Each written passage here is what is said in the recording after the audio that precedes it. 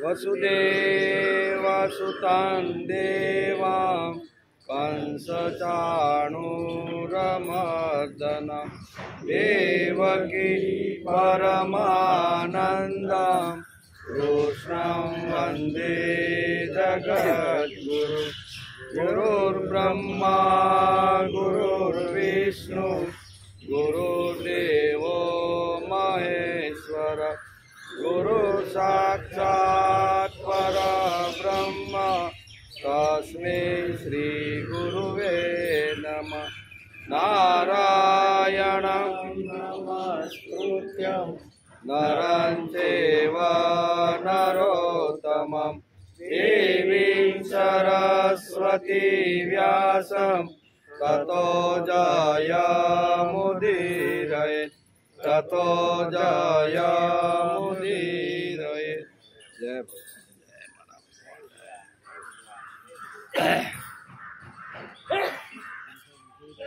समस्त गोपनंदनं रुदम्बुजेकमोदनं नमामि कुञ्जमध्यगं प्रसन्नभानुशोभनं निकामकामदायकं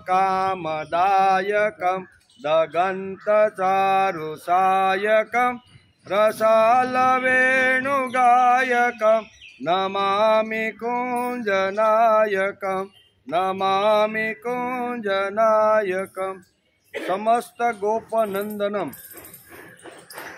सगळा गोपाळोने आनंद आपनार रुदम्बुजेक मोदनम તેમના હૃદય કમળને વિકસિત કરનાર ગોપ બાળકો છે એના હૃદયને વિકસિત કરનાર નમામિ કુંજ મધ્યગમ પ્રસન્ન ભાનુ શોભનમ તેજસ્વી સૂર્ય સમાન જે શોભામાં રહેલા છે એવા કુંજની મધ્યમાં રહેનાર એટલે કે વાસુદેવ શ્રી કૃષ્ણ ભગવાનને હું નમસ્કાર કરું છું।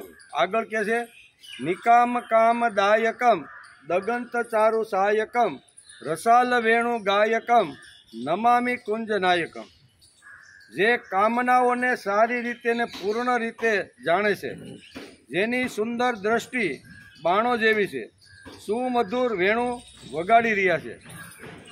રસાલ વેણુ ગાયકમ એટલે સુમધુર વેણુ છે એ વગાડી રહ્યા છે। હું કુંજનાયક એવા ભગવાન શ્રી કૃષ્ણને વારંવાર નમસ્કાર કરું છું। આમ આદ્ય ગુરુ શંકરાચાર્ય પોતાના સ્તોત્રમાં લખે છે। આજે શ્રીમદ ભાગવત શરૂ થયું એનો 176મો દિવસ। ગઈકાલે આપણે સ્કંદ 10 અધ્યાય 7ને નમસ્કાર કર્યા હતા। એમાં શકટ ભંજન અને તૃણવર્તનનો ઉદ્ધાર ભગવાને કેવી રીતનો કર્યો એ 2 પ્રસંગ આપણે જોયા હતા। સુખદેવજી મહારાજ રાજા પરીક્ષિતને કહે છે કે હે રાજા, એકવાર ભગવાન શ્રી કૃષ્ણનો પડખું બદલવા અંગેનો અભિષેક ઉત્સવ મનાવવાની તૈયારી કરી હતી। એ આપણે ગઈકાલે જોતા હતા, બરાબર ને, કે આવી રીતનો પડખું બદલવાનો જે ઉત્સવ છે એ ઉત્સવ કરી રહ્યા હતા।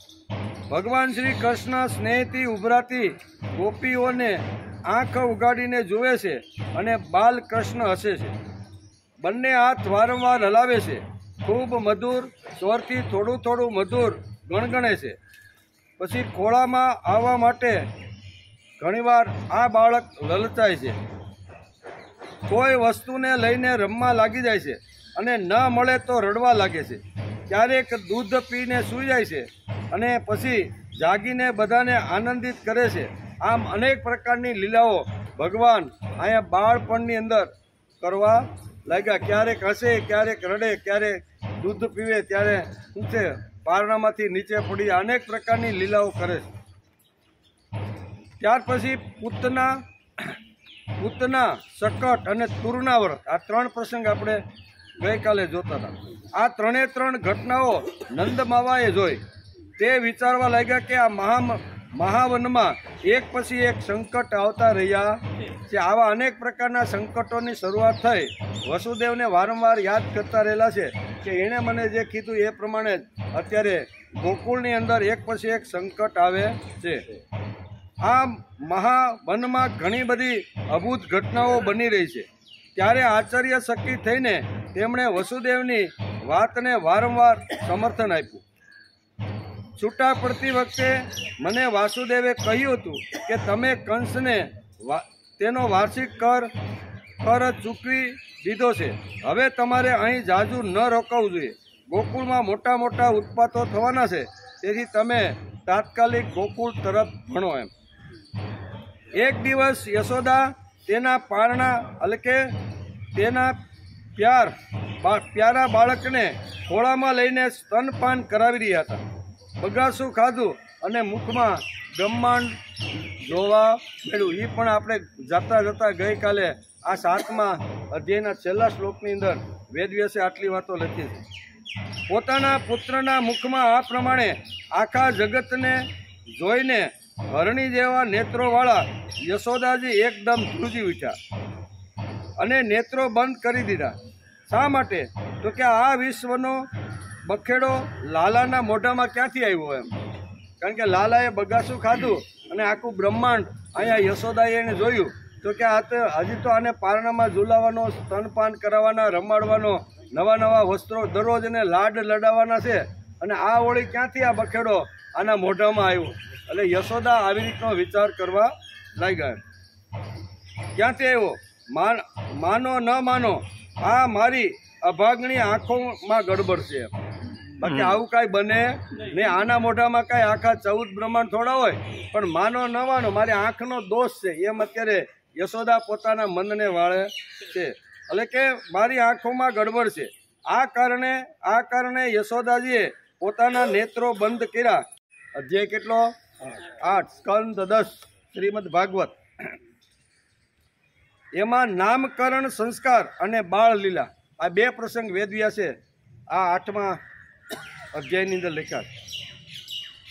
શ્રી શુક ઉવાચ ગર્ગ પુરોહિતો રાજન યદુના સુપભાહતા વ્રજમ જગામનંદાય વસુદેવ પ્રચોદિતિ. સુખદેવજી મહારાજ કહે છે કે હે રાજા પરીક્ષિત, યાદવના કુળ પુરોહિત શ્રી ગર્ગાચાર્યજી હતા. તેઓ મહા તપસ્વી અને એક જ્ઞાની હતા. વસુદેવની પ્રેરણાથી તેઓ એક દિવસ ક્યાં આવ્યા? ગોકુળની અંદર. એક દિવસ નંદબાવાને મળવા માટે ગોકુળની અંદર આવી ગયા. આવતા પહેલાં અહીંયા શું કહેવાય, ગર્ગાચાર્યને બહુ સારી રીતે અહીંયા વસુદેવે સમજાવ્યા હતા કે અમે આ બાળક છે યદુકુળમાં જન્મેલો છે, પણ આ બધા લોકોને એમ છે કે આ તો ગોવાળાનો બાળક છે. એટલે એના નામકરણ સંસ્કાર તો અમારા યદુકુળમાં પરંપરાથી આવેલા આવે છે. કોઈ પણ બાળક જન્મે તો એનું નામકરણ સંસ્કાર, જે બાકીના જે 15 સંસ્કાર છે એ બધા સંસ્કાર જન્મતા રહેલા બાળક ઉપર કરવામાં આવે છે. ધીમે ધીમે ગોકુળની અંદર કૃષ્ણ મોટો થતો જાય છે. નામ હજી પાડ્યું નથી. બાળક મોટો થતો જાય છે તો એનું નામકરણ સંસ્કાર તમારે કરવા માટે જવું જોઈએ. એમ અત્યારે વસુદેવ ગર્ગાચાર્ય એના જે પુરોહિત હતા એને એકાંતમાં બોલાવીને બધી વાત કરે છે કે તમે જ્યારે ગોકુળની અંદર જાઓ અને આ બાળકના નામ સંસ્કાર કરવાની વિધિ થાય, બરાબર ને, તો એ વિધિ થાય એટલે અહીંયા નંદજી તો પહેલો જ પ્રશ્ન કરશે કે અમે તો ભાઈ ગોવાળ, ગાય પાલન કરવાવાળા, પશુને રાખવાવાળા, અમારા પરિવારમાં પરંપરામાં અત્યાર સુધી આવા કોઈ વિધિ કરવામાં આવ્યો નથી એમ તમને કહેશે. પણ તમારે મક્કમતાપૂર્વક ખબર ન પડતા આ સંસ્કાર તમારે કરવાના છે. એનો વિચાર આજે આપણે કરવાનો છે. એટલે અહીં કહે છે કે વસુદેવ ગર્ગાચાર્યને એકદમ સરસ રીતે બધી વાતો સમજાવીને મોકલે છે કે આપણા બંને વચ્ચે આનું નામકરણ સંસ્કાર થઈ જાય અને આ યદુકુળનો બાળક નથી એવું આપણે સિક્રેટ રાખવાનું છે. નકર જો કંસને ખબર પડી જશે કે ગોકુળની અંદર ગોવાળિયાનો તો કોઈ દી નામકરણ સંસ્કાર થયા નથી અને આ બાળકના થયા છે, એનો અર્થ એવો થયો કે મારો વેરી ગોકુળમાં નાનાનો મોટો થાય છે. એટલે આ જે સંસ્કાર છે ને એ એકદમ કોઈને એટલે કે શું કહેવાય, આ નંદ બાવાને તમારા 2 સિવાય કોઈને ખબર પડવી જોઈએ. આટલું બધું તમારે સિક્રેટ રાખવાનું છે. વાતમાંથી તમારે એને સમજાવવાના છે. નંદ બાવાને પણ ખબર ન પડે કે આ વસુદેવનો પુત્ર છે. આવી રીતના તમારે આવી રીતના ગુપ્ત રીતે એના સંસ્કાર કરવાના છે. આટલી ભલામણ કરી અને અહીંયા વેદવ્યાસ લખે છે, સુખદેવજી મહારાજ રાજા પરીક્ષિતને કહે છે કે વસુદેવે ગર્ગાચાર્ય એમના જે પુરોહિત હતા એમને ગોકુળની અંદર મોકલા છે. તેમને જોઈને નંદ બાવાને બહુ આનંદ થયો. અત્યારે ક્યાં આવી ગયા? ગર્ગાચાર્ય અત્યારે આવી ગયા. એને જોઈને ખૂબ આનંદ થયો. તેઓ હાથ જોડીને ઊભા થઈ ગયા, તેમના ચરણોમાં પ્રણામ કર્યા. ત્યાર પછી આ સ્વયં ભગવાન જ છે આવા ભાવથી તેમની પૂજા કરી. ગર્ગાચાર્ય સ્વયં ભગવાન છે એવું નંદ બાવા સમજતા હતા કે આવા વિદ્વાન જ્ઞાની અને આવી રીતના યાદવોના જે કુલગુરુ છે એ અમારા આંગણે ન બોલાવતા કીધા વગર આવ્યા છે, એટલે આ તો અમારા ભગવાન તુલ્ય છે. તેથી નંદ બાવાએ એનું સારી રીતે સ્વાગત કર્યું, બેસવા માટે આસન આપ્યું, એનું પાદ્ય પૂજન કર્યું અને એને નમસ્કાર કર્યા એમ વેદવ્યાસ લખે છે. સારી રીતે એની પૂજા કરી. જ્યારે ગર્ગાચાર્યજી આરામથી બેસી ગયા અને વિધિપૂર્વક તેમનો આતિથ્ય સત્કાર થઈ ગયો, ત્યારે નંદ બાવાએ અત્યંત મધુર વાણીથી તેમનું અભિવાદન કરતા કીધું. શું કીધું? કે હે ભગવાન, આપ તો સ્વયં પૂર્ણ કામ છો, છતાં હું આપની શી સેવા કરું? તમે મારે આંગણે અત્યારે પધાર્યા છો, તમે તો શું કહેવાય યાદવોના કુલગુરુ છો અને અમારા જેવા આ ગોવાળિયાના ઘરે તમે પધાર્યા છો, તો હું તમારી કઈ રીતની સેવા કરું? આપ જેવા મહાત્માઓનું અમારા જેવા ગૃહસ્થોના ઘરે પધારવું એ જ અમારા પરમ કલ્યાણનું કારણ. તમારા જેવા મહાત્મા અમારા જેવા ગૃહસ્થીની ઘેરે વગર બોલાવે ને કીધા વગર અમારે ત્યાં આવે એ તો અમારું ખૂબ જ મોટું સદભાગ્ય છે. ઘણીવાર ઘણાને બોલાવા છતાં પણ આવી શકતા નથી. તમે તો આવા પરમ પવિત્ર દિવ્ય આવી રીતના અમારા આંગણે પધાર્યા છો, તેથી અમે તમારી શું સેવા કરી શકીએ? અમે તો ઘર ગૃહસ્થીના કાર્યમાં એટલા ફસાયેલા છીએ અને આ પ્રપંચોમાં અમારું ચિત્ત એટલું દીન થઈ ગયું છે કે અમે આપના આશ્રમ સુધી આવી શકતા નથી. અમારે તો ખેડૂતો શું કે ખેતી કરીએ, ગૌપાલન કરીએ, જંગલની અંદર ઢોર ચરાવવા, આ અમારો બિઝનેસ છે, તો એની અંદરથી અમને ટાઈમ રહેતો નથી. તે મનની અંદર થાય કે આવા ગર્ગાચાર્ય ઋષિના તપોવનમાં જઈ અને ક્યારેક ક્યારેક બેસવું જોઈએ, પણ અમને ટાઈમ રહેતો નથી. આમ બહુ એકદમ ખુલ્લા દિલથી નંદ બાવા અત્યારે ગર્ગાચાર્યને બે હાથ જોડીને કહે છે કે તમારા આશ્રમ સુધી અમારે આવવું જોઈએ, પણ અમે કામની અંદર એટલા વ્યસ્ત હોઈએ છીએ કે અમને સમય મળતો નથી. એટલે થઈ ગયું તે અમે આપણા આશ્રમ સુધી આવી શકતા નથી. અમારા કલ્યાણ સિવાય આપણા પધારવાનો અન્ય કોઈ હેતુ નથી. અમારું કલ્યાણ થાય એટલા માટે તમે પધાર્યા છો, તમારો બીજો કોઈ હેતુ હોય એવું મને લાગતું નથી. હે પ્રભુ, જે વાત સામાન્ય રીતે ઇન્દ્રિયોની પહોંચની બહાર છે અથવા ભૂત અને ભવિષ્યના ગર્ભમાં રહેલી છે, તે પણ જ્યોતિષ શાસ્ત્ર દ્વારા પ્રત્યક્ષ જાણી શકાય છે. આપે તે જ જ્યોતિષશાસ્ત્રની રચના કરી છે. આપ બ્રહ્મવેતાઓમાં શ્રેષ્ઠ છો, તેથી મારા સંસ્કાર આપ જ કરવા યોગ્ય છો, કારણ કે બ્રાહ્મણ જન્મથી જ મનુષ્ય માત્રનો ગુરુ છે. બ્રાહ્મણ છે જન્મથી મનુષ્ય માત્રનો ગુરુ છે. ગર્ગાચાર્યજીએ કીધું, શું કીધું?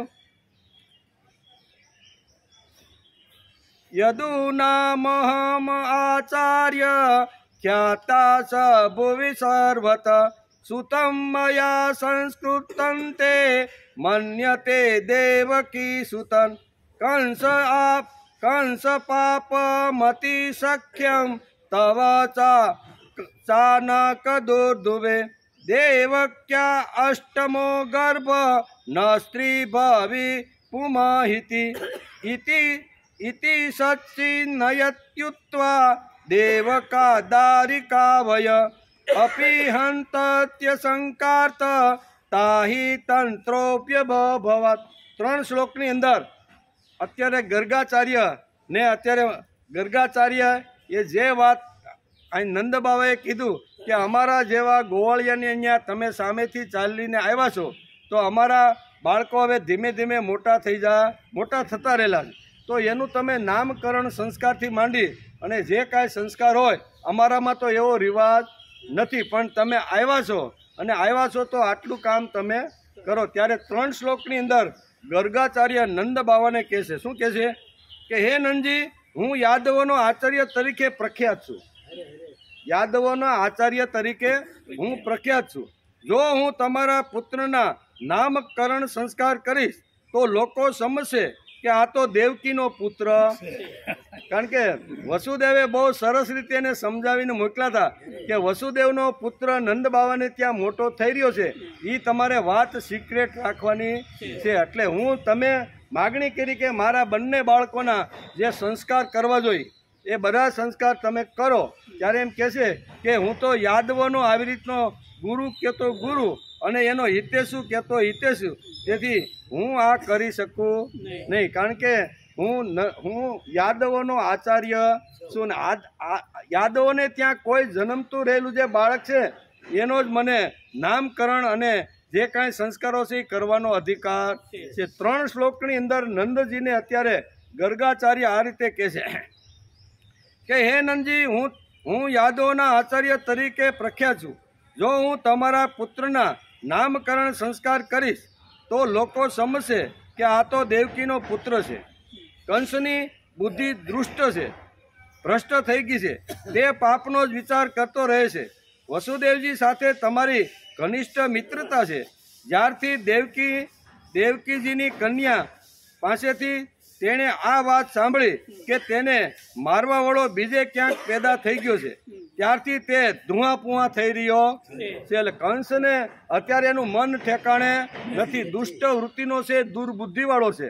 અને હું યાદવોનો આવી રીતનો કુલગુરુ છું અને કુલગુરુ તરીકે હું જો તમારા બાળકના સંસ્કાર કરું તો આ વાજતે ગાજતે વાત મથુરામાં જાય, કંસને ખબર પડે કે ગોકુળની અંદર નંદ બાવાને ત્યાં બાળકોના નામકરણ કરવા માટે ગર્ગાચાર્ય ગયા છે. એટલે આ બધી વાતો અહીંયા જાહેર થઈ જાય અને જાહેર થઈ જાય તો તમારે જીવવાનું અશક્ય થઈ જાય. તમારો બાળક તમારા હાથમાંથી કંસ કોઈ પણ ભોગે છીનવી અને એને યમપુરી પહોંચાડી દેશે. તેથી આ 3 શ્લોકની અંદર વેદવ્યાસ લખે છે અને અત્યારે ગર્ગાચાર્ય કહે છે વસુદેવની સાથે તમારી ઘનિષ્ઠ મિત્રતા છે.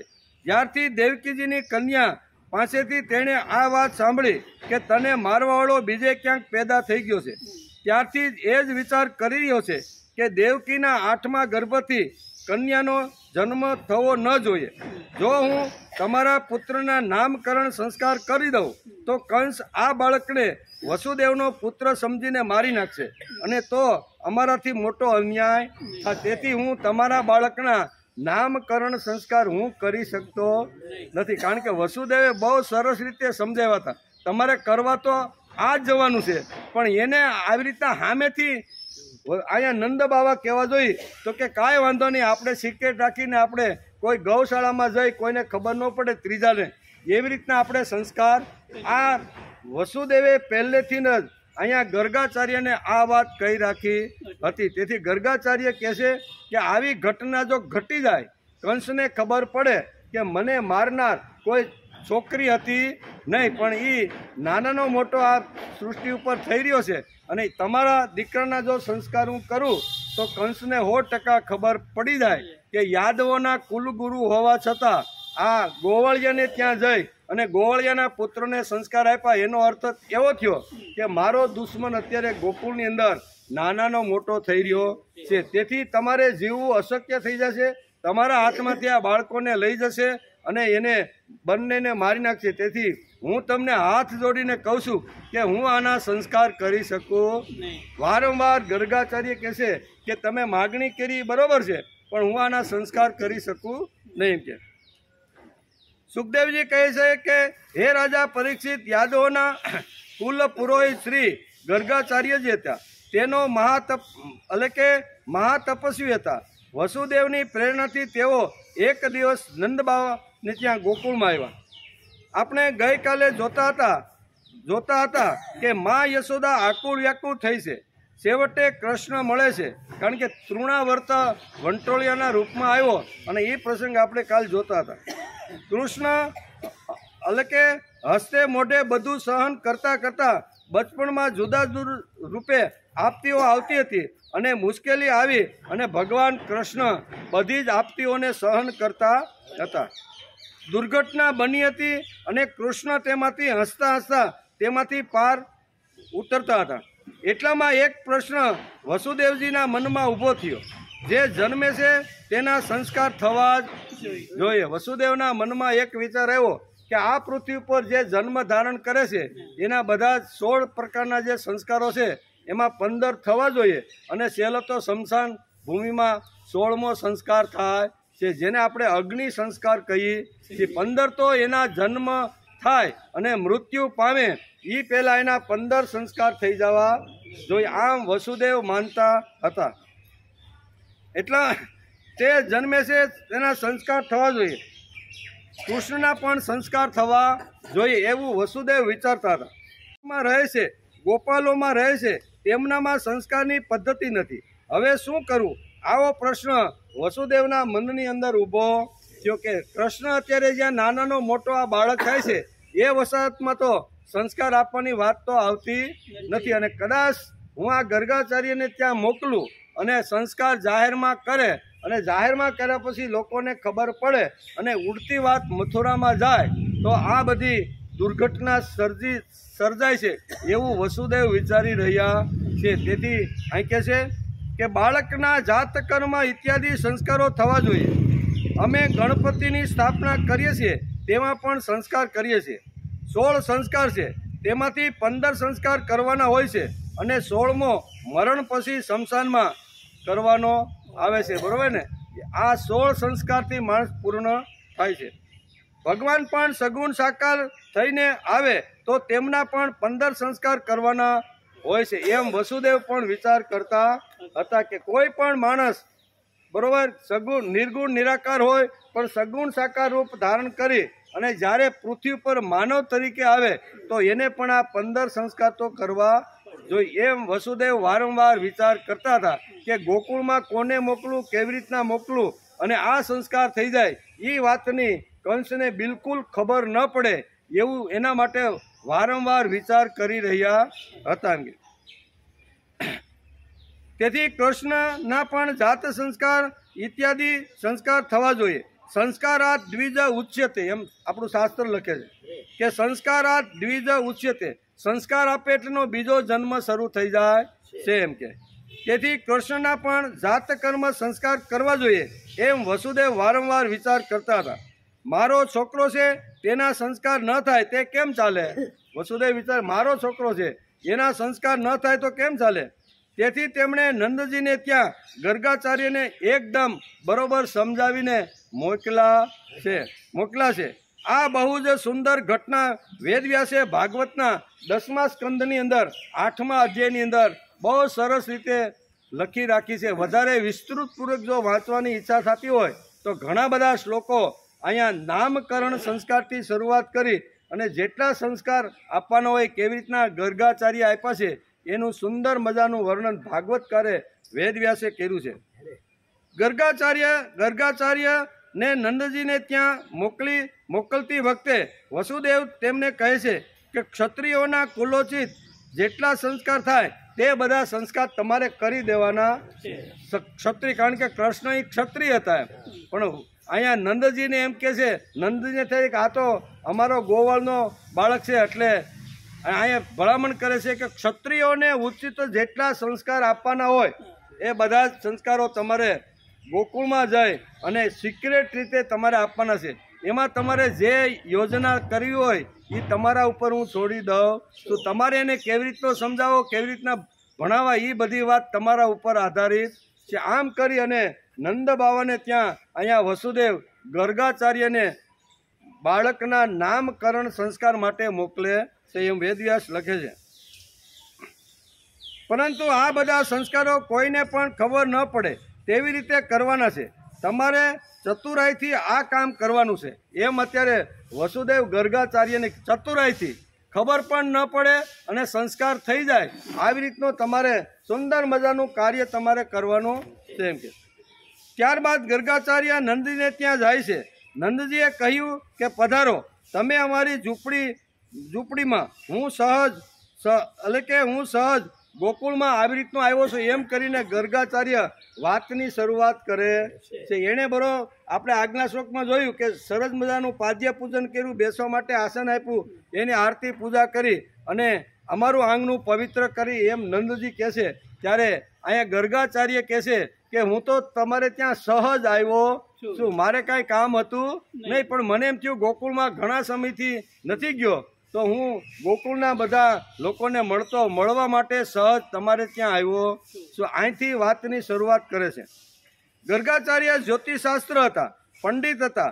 ગર્ગાચાર્ય ખરા અર્થમાં પંડિત વિદ્વાન મહાત્મા હતા, જ્ઞાની હતા.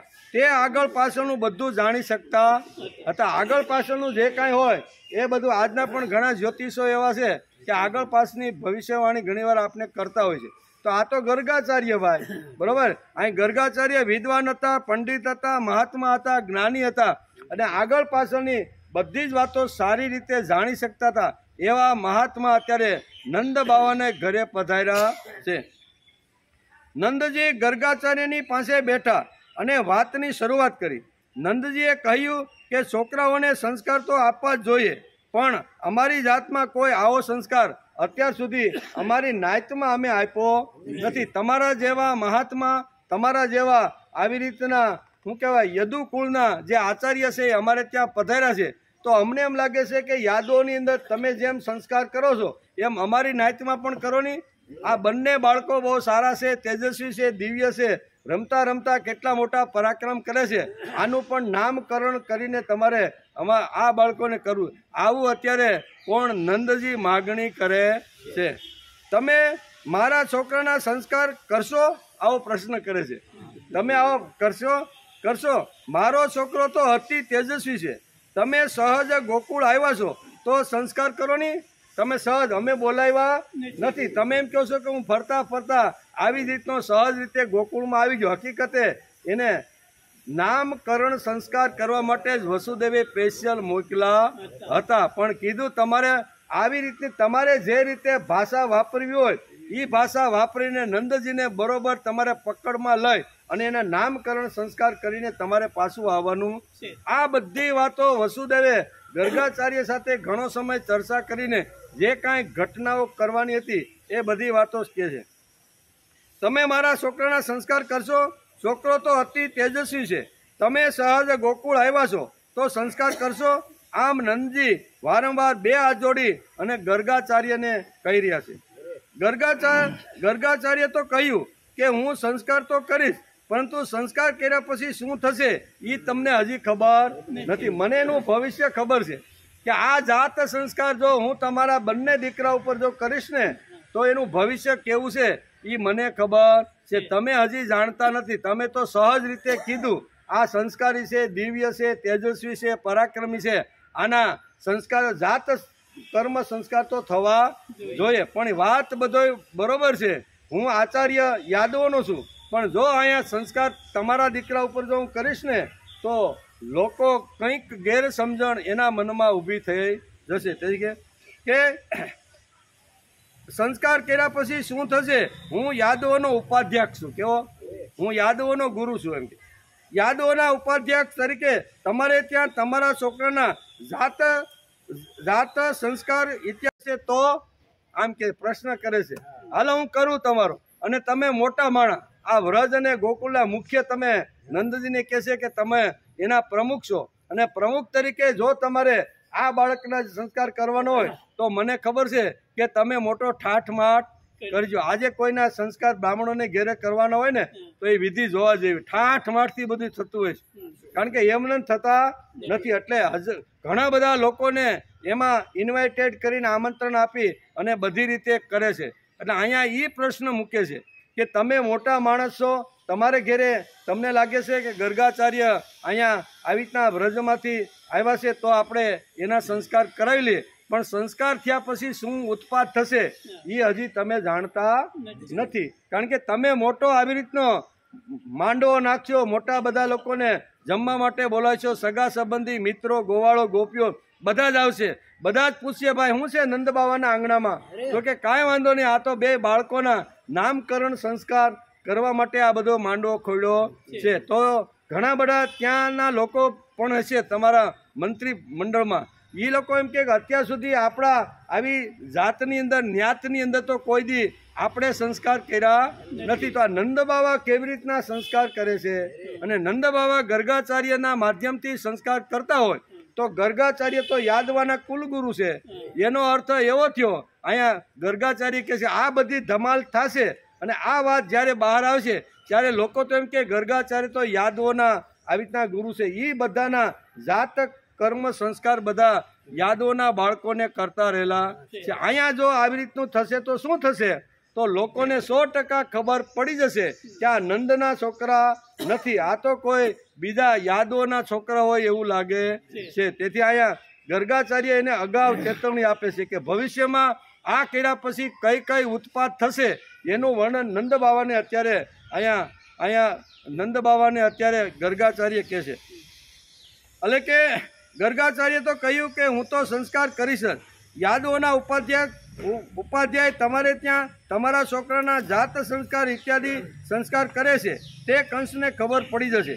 એનું કારણ કંસની સુપી પોલીસ CID ગોકુળની અંદર ચારે બાજુ આટા મારે છે. કારણ કે પૂતના ફેલ ગઈ, બાળકો મારવામાં પૂતના ફેલ ગઈ, એટલે કંસે જોરદાર મંત્રીમંડળને કીધું કે આપણી CIDમાં કોઈને ખબર ન પડે કે આપણા માણસ ગોકુળની અંદર ફરતા રહેલા છે. વિચિત્ર અથવા કોઈ પણ વેશ પલટો કરીને તમારે નાનામાં નાની ગોકુળમાં બનતી રહેલી જે ઘટનાઓ છે ને એ ઘટના તમારે મથુરા મારી સુધી પહોંચાડવાની છે. તેથી ગર્ગાચાર્ય કહે છે કે આ વાત કોઈ સામાન્ય સમજો નહીં. અત્યારે કંસના જે માણસો છે એ CID તરીકે ગોકુળના ખૂણે ખૂણે અત્યારે આવી રીતના આવીને રહી રહ્યા છે. ગોકુળની અંદર જે કાંઈ ઘટનાઓ ઘટે છે એ બધી એ જ સમયે અહીં કંસના કાન પાસે આ વાતો વહી જાય છે. તમે આવડો મોટો માંડવો કરશો, તમે મોટો આવો જલસો કરશો અને છોકરાઓને યજ્ઞોપવિત આપીને નામકરણ સંસ્કાર કરશો ને ત્યારે આટલો મોટો જે મેળાવડો છે એ મેળાવડો CIDના લોકો જાણશે કે અહીંયા નંદબાવાને ત્યાં અત્યાર સુધી કોઈએ આવા સંસ્કાર કર્યા નથી અને આ બે બાળકોના સંસ્કાર કરે છે, એટલે ડાળમાં કાંઈ કાળું હોવું જોઈએ. આ બધું ગર્ગાચાર્ય અત્યારે નંદબાવાને કાનની અંદર બધું મૂકે છે કે ભાઈ આવી ઘટના ઘટે મને કાંઈ વાંધો નથી, હું તો નામકરણ સંસ્કાર કરી દઉં, હું વિદ્વાન છું, પંડિત છું, જ્ઞાની છું, બરોબર, હું આ ભવિષ્ય પણ જાણું છું, ભૂતકાળમાં પણ વર્તમાનમાં શું છે આ બધી વાતો હું જાણું છું. એનું કારણ કંસની સુપી પોલીસ CID અહીં ગોકુળમાં બધી જગ્યાએ છે. તેમને ખબર નથી કે યાદવ અને ગોકુળ નિવાસી લોકો એક જ છે, બે તમે એક છો એને હજી ખબર પડી નથી. એવી માન્યતા કંસના મગજમાં છે. તમે તો વસુદેવના મિત્ર છો, તેથી જાહેરમાં હું આ સંસ્કાર કરી શકું નહીં. હું તમને ના પાડું છું, તમે સંસ્કાર કરવાની વાત કરી પણ જાહેરમાં હું આ સંસ્કાર કરી શકું નહીં એમ ગર્ગાચાર્ય નંદબાવાને અત્યારે સમજાવે છે. હું તમારા છોકરાના સંસ્કાર કરું અને જો કંસને આ વાતની ખબર પડશે તો તેના મગજમાં એક વહેમ ઊભો થશે કે મારો શત્રુ ગોકુળની અંદર નાનાનો મોટો થઈ રહ્યો. 100% CID આ ખૂણે ખૂણે છુપાયેલી છે એમ ગર્ગાચાર્ય કહે છે. અને આવો મોટો માંડવો બાંધી લોકોને ખાવા પીવા માટે અથવા યજ્ઞ માટે જો આપણે બોલાવશું ને તો એને ખબર પડી જશે કે અહીંયા કંઈક ગોકુળની અંદર ધમાલ મસ્તી રહેલી છે. કંસને ખબર પડશે કે મારો શત્રુ તો ગોકુળમાં નાનાનો મોટો થાય છે, મારો શત્રુ નંદના ઘરમાં છે, તો પછી તમારે ત્યાં આપતી આવશે. શું કહે છે? મને કાંઈ વાંધો નથી, પણ અહીંયા કંસને ખબર પડશે તો આપતી આવશે. આપતી હોય તો પણ આવીને નહીં આવતી હોય ને તો આ પ્રસંગ કર્યા પછી તમારે ત્યાં આપતી આવીને ઊભી રહેશે. ભવિષ્યવાણી ભાકે છે. તમને પણ કંસ જીવવા દેશે નહીં. આમ ગર્ગાચાર્ય નંદબાવાને કીધું કે આ વાતની જો ખબર પડશે તો તમને કંસ જીવવા દેશે નહીં. એમ કે તમારા છોકરાના બધા સંસ્કારો થવા જોઈએ. શા માટે ન થવા જોઈએ? ગર્ગાચાર્ય પ્રેમથી શું કહે છે ખબર છે? કારણ કે વસુદેવે કીધું હતું કરવાના સંસ્કાર તમારે જ છે, પણ એની પાસે બોલાવવાનું છે કે આપણે એવી જગ્યાએ રાખી કે જ્યાં હું અને તમે બંને સંસ્કાર કરી ત્રીજી વ્યક્તિ ખબર પડે નહીં. અહીંયા સુધી ગર્ગાચાર્યને નંદ બાવાને લઈ જવાના હતા. તેથી આવી વચ્ચે વચ્ચે વાતો કરીને કહે છે કે હું તમારા સંસ્કાર કરું, પણ એક મોટો સંસ્કાર કર્યા પછી ઉત્પાત થશે, જે કદાચ વિઘ્ન નહીં હોય ને તો આ કર્યા પછી વિઘ્ન તમારા ગોકુળ ઉપર આવીને તમારા પગ પાસે આવીને ઊભું રહેશે, તમને પણ શાંતિથી જીવવા દેશે. ને આ ભવિષ્યવાણી અત્યારે ગર્ગાચાર્ય નંદ બાવાને સમજાવે છે. ગર્ગાચાર્ય કહે છે કે હું સંસ્કાર નહીં કરું, કારણ કે હું સંસ્કાર કરીશ તો કોઈને ખબર પડી જશે અને વાત જાહેર થઈ જશે. એટલે હું તો ભાઈ તમને મળવા માટે સહજ રીતે આવ્યો હતો, તમને મળી લીધું, વાતચીત થઈ ગઈ, પણ હું તમારા બાળકોના સંસ્કાર કરાવી શકતો નથી. એમ કે યાદવ અને ગોપોનો પ્રેમ સંબંધ છે અને હું યાદવોનો વચ્ચે સિક્રેટ અને નંદ બાવા સિવાય બીજા કોઈને આ વાતની ખબર પડવી જોઈએ નહીં. હું યાદવોનો ઉપાધ્યક્ષ છું. સંસ્કાર કરી તો કંસને ચોક્કસ વહેમ આવશે કે મારું શત્રુ મોટું થાય છે. જે નંદજીના ઘરમાં રહે છે એવું થશે તો તમારા પુત્રને હેરાનગતિ થશે. તેથી હું તમારા છોકરાના સંસ્કાર કરવા માંગતો નથી. વારંવાર એકની એક વાત નંદ બાવાને અત્યારે ગર્ગાચાર્ય કહી રહ્યા છે કે આવી ઘટના ન ઘટે એટલે હું તમને સહજ રીતે મળવા આવ્યો હતો અને મળીને હું પાછો જાઉં છું.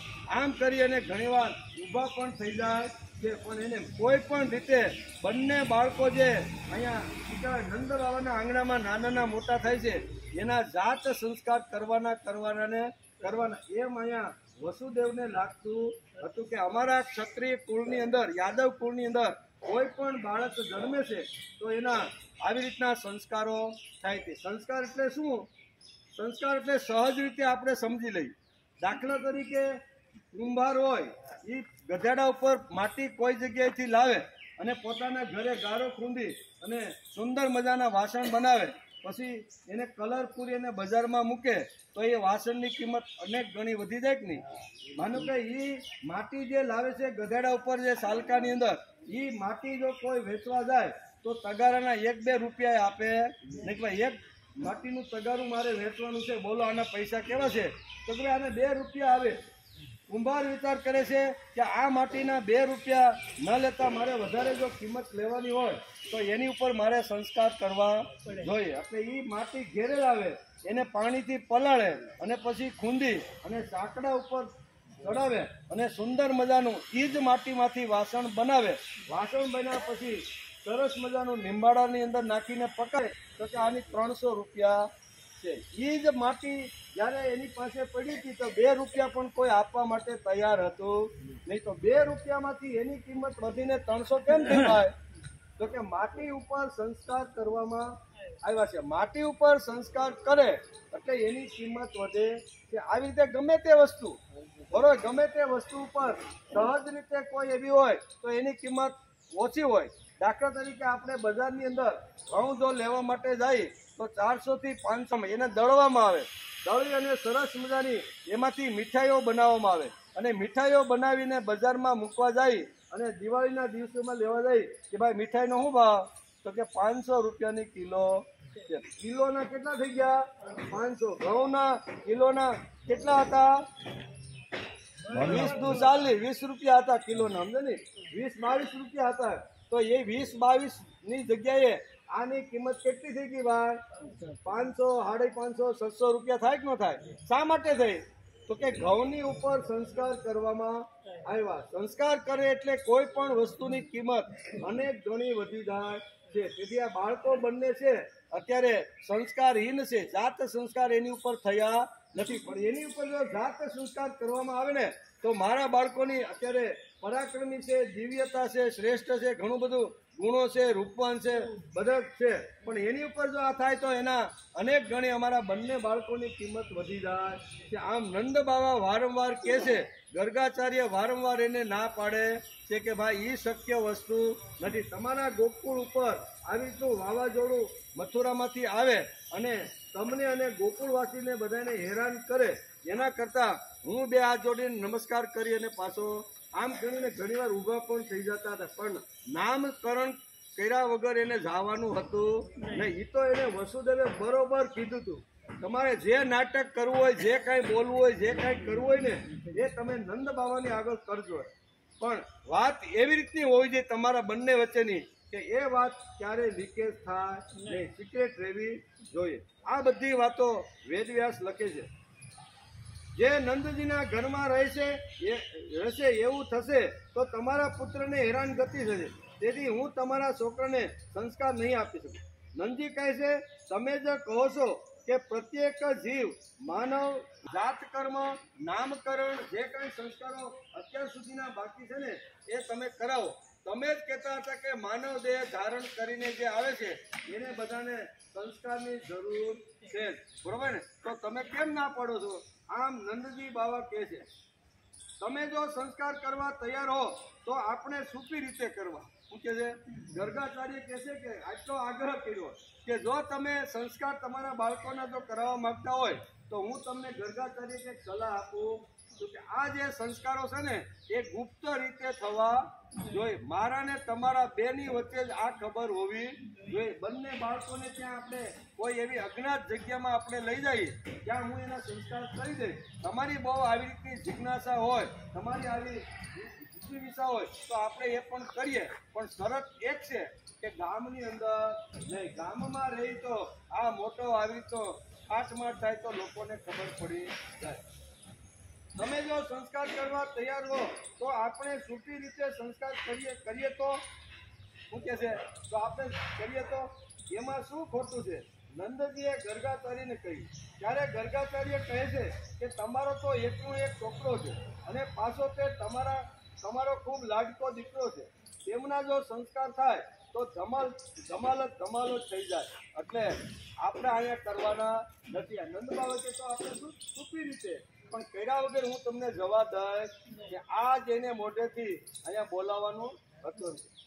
આ મોટા પાયે સંસ્કાર વિધિ થાય તો વાત જાહેર થઈ જાય તો કંસ તમારા છોકરાને છોડે જ નહીં.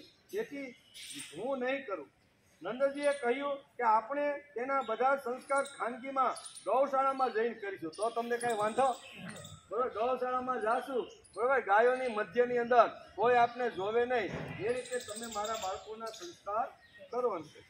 ખાનગીમાં ગૌશાળામાં જ કરીશું તેથી કોઈને પણ ખબર ન પડે.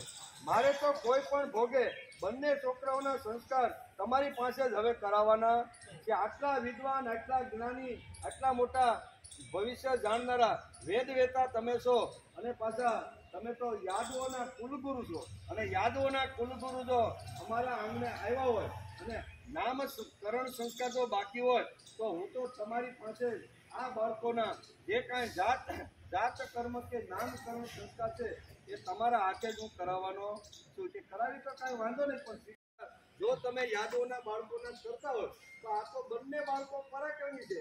એમ કરી અને અહીંયા પૂતનાની અને અહીંયા તૃણવર્તની વાત કરી અને સકટની વાત કરીને આ બધી એની સામે મૂકે છે. આ બાળક કોઈ સામાન્ય લાગતો નથી. તો આવા જે પરાક્રમી છે, જે આવી રીતના તેજસ્વી અને દિવ્ય છે એના સંસ્કાર તો તમારે કરવા જ પડશે. પણ તમે જે પ્રમાણે કહેશો એ પ્રમાણે ધમાલ કરવી નથી. એમ છે.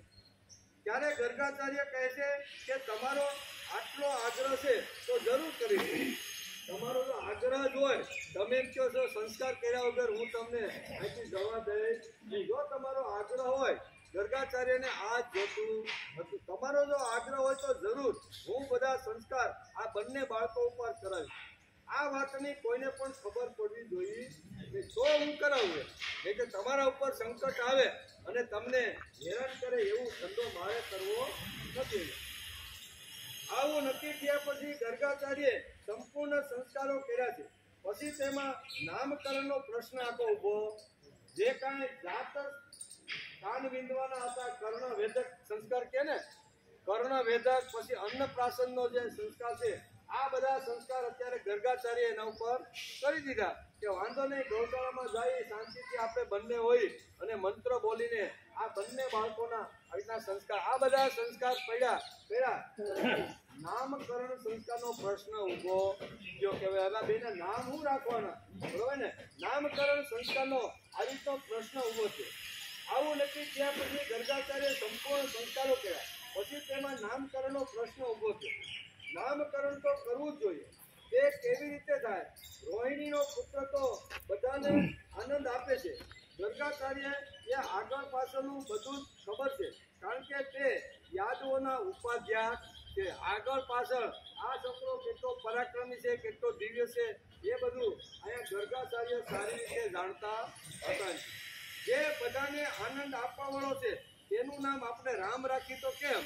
આમ ગર્ગાચાર્ય કીધું કે આ બધાને આનંદ આપનારો છે તેનું નામ આપણે રામ રાખીએ.